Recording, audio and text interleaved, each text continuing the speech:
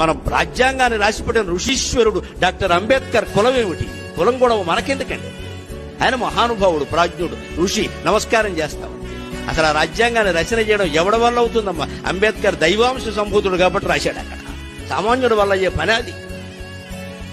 రాజ్యాంగ కమిటీకి ఆయన ఉండి ఆయన రాశాడు కాబట్టి ఇవాళ రాజ్యాంగాన్ని మనం అనుసరిస్తున్నాం. ఇక్కడ లేకపోతే ఏముంది ఇక్కడ చెప్పుకోవడానికి? అందరికీ ఇవాళ కులాలు అంటగట్టారు, మహానాయకులకు కూడా.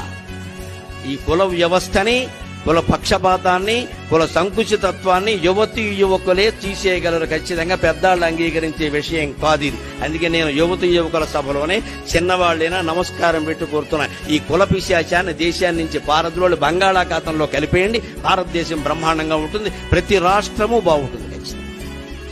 మనిషిని హిందువుగా చూడద్దు, ముస్లింగా చూడద్దు, క్రైస్తవుడిగా చూడద్దు, బౌద్ధుడిగా చూడద్దు.